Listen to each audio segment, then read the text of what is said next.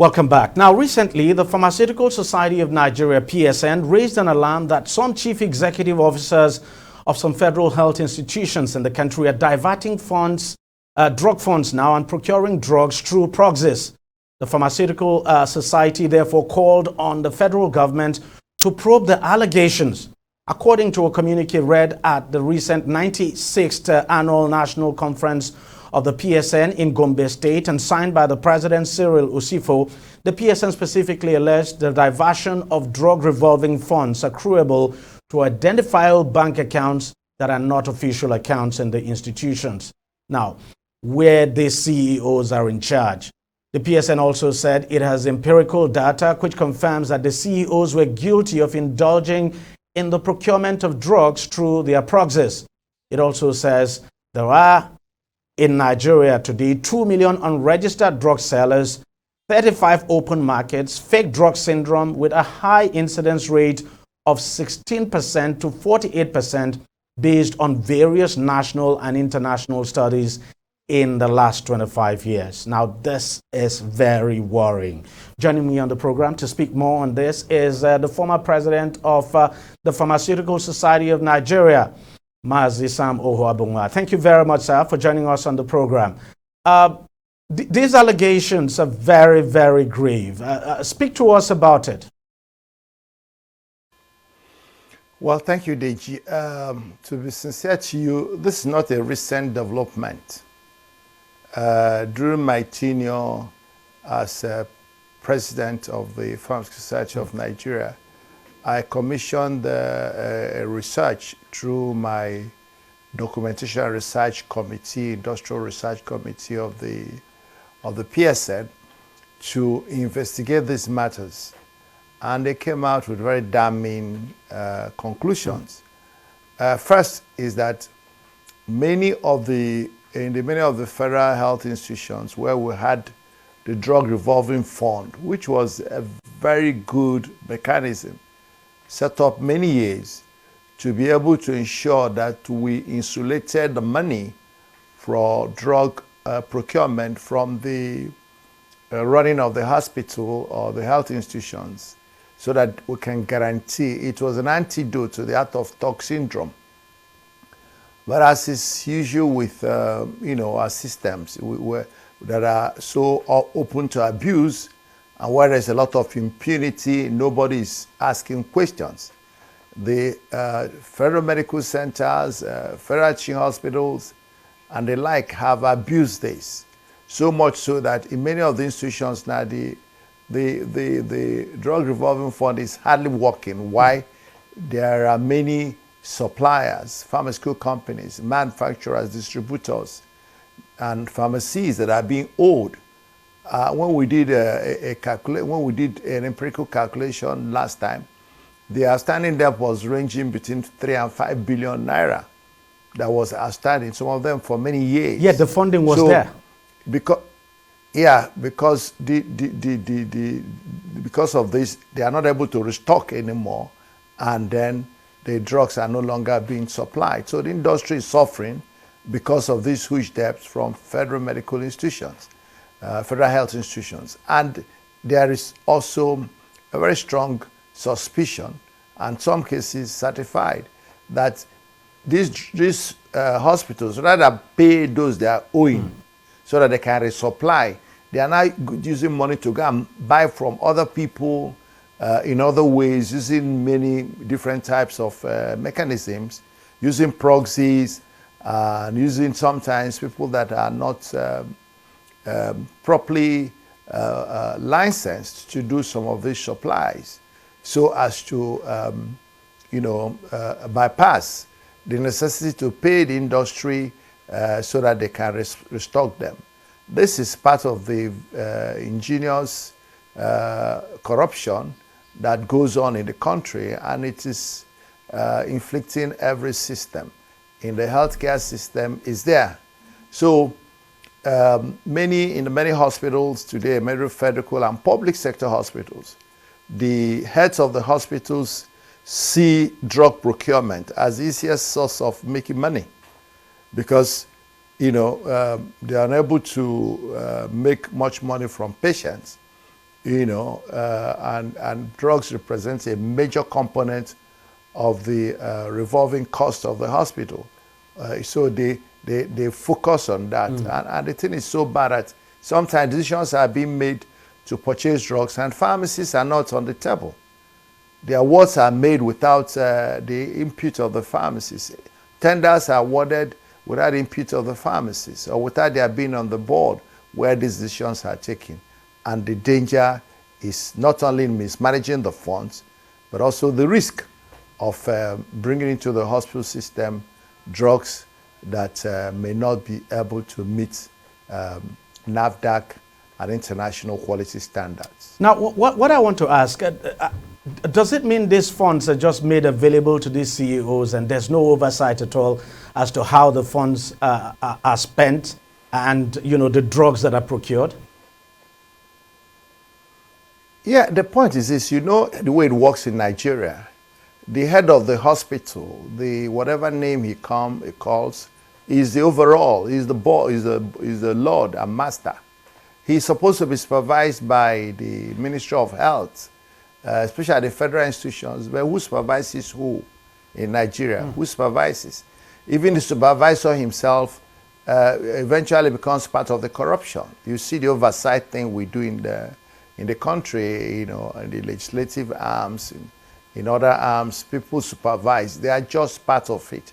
You see the police on the road, they're collecting your money unjustly. Who are you going to report to? Because the man you are going to report to is a beneficiary from what they are doing. So it's in customs. So it's in every facet of national public sector. People are settling orders. They collect the money, they share with everybody higher up. And so you complain, people will ignore you, and sometimes they're busy doing other things. The endemic nature of the corruption in Nigeria is alarming, and I keep wondering whether our leaders have a proper understanding and dimensioning of the endemicity of corruption. The corruption in Nigeria is so endemic, it touches every facet, So, and what we're just talking about is just the corruption in the health system, in the healthcare system, and as it concerns just procurement of medicines and pharmaceutical products and maybe other consumables. In every other facet, it is there. Because who is going to supervise who? Who is going to control who? You set up a committee. The committee will find out the truth, and then somebody compromises them, and they come with some funny stories. Sometimes when they find what the truth is, who is going to implement it? Even not only who is going to implement it, the people that were in the committee become subject of further blackmail or punishment. It's certainly a vicious circle. It's certainly a vicious circle. A very vicious circle. It is, DEJI, it is a vicious circle, and we can shout from now to tomorrow. We just see it. We talk about political corruption. We're talking about INEC. We're talking about, it's the same corruption in the society. They manifest at different levels. And we have to take a holistic look at what is instigating corruption in Nigeria. It has to be a major subject. It shouldn't be treated tangentially. We talk about corruption in the political system, or election corruption. We waste our energy making noise. Judicial corruption. We waste our energy. We go to other forms. It is endemic. You go to the airport, you go to immigration. Everywhere is the same disease that is eating up the country. And I hear people say corruption is gone. Corruption is gone by what method? Corruption is gone. How? Of course, I certainly do not share that view. But let's talk about these other issues that the Pharmaceutical Society raised again. That we have 2 million unregistered drug sellers in this country, 35 open markets. We have a very high rate of fake drug syndrome. I'm just wondering, how did we get to the level where fake or unregistered drug sellers now, how did we get to that point where we have 2 million of them? And what does this mean for our health sector?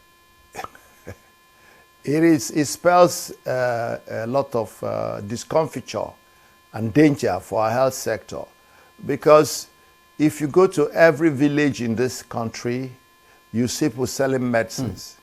I'm sure you've seen those even hawking. Yes. On buses, in transit buses. And then every market in Nigeria has a drug section where they sell medicines. This is known to the local government, it's known to the state government, it's known to the federal government. There's a law prohibiting sale of drugs in the open market. There's a law saying you cannot sell medicines except you are duly licensed. And there are two opportunities to be licensed to the public. Either you're what they call better medicine seller, or for non-prescription medicines, what they call OTC drugs.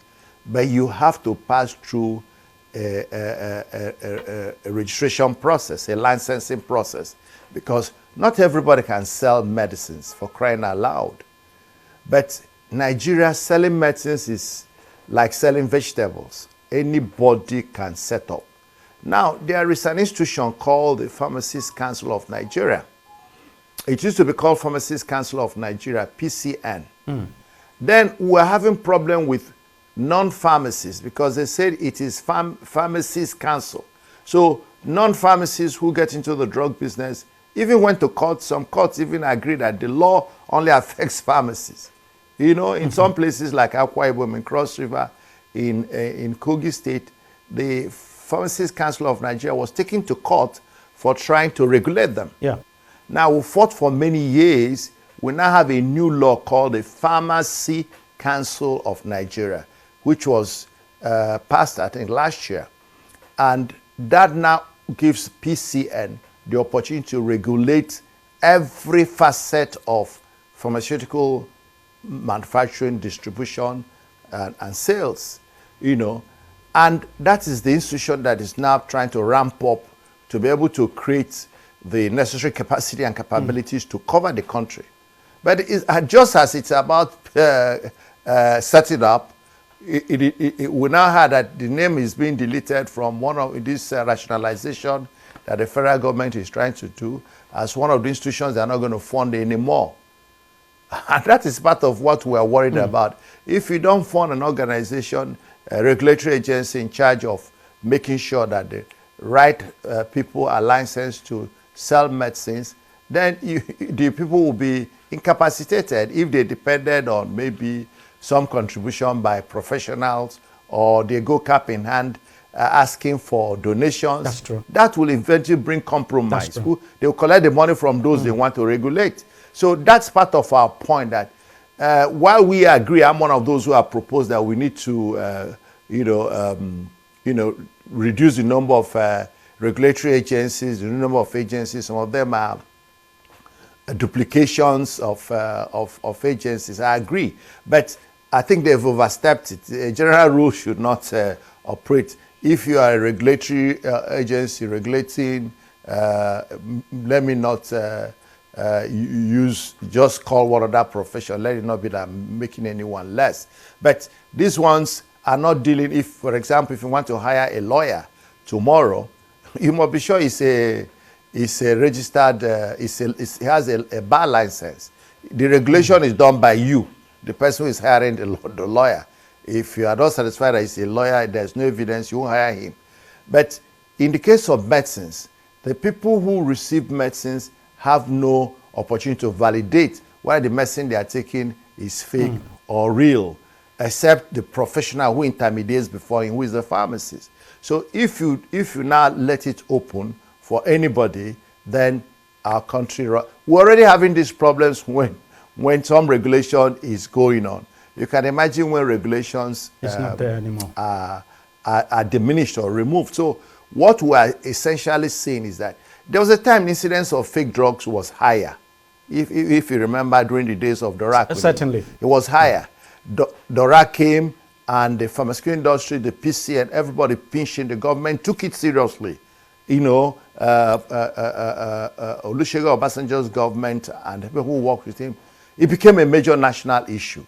the incidence came down. It came down. There was a time it was up to 50, 60%, but it came down to the point where they were talking about 10, 15%. But it's rising again because of this lacuna that is being created by poor enforcement, and then the regulatory agencies being incapacitated by lack of adequate funding and provision. So government should take this matter much more seriously and make an exception for the Pharmacists Council of Nigeria, because this is regulating pharmacies, is regulating non-pharmacies, is regulating anywhere pharmaceutical industries, anywhere drugs are made, manufactured.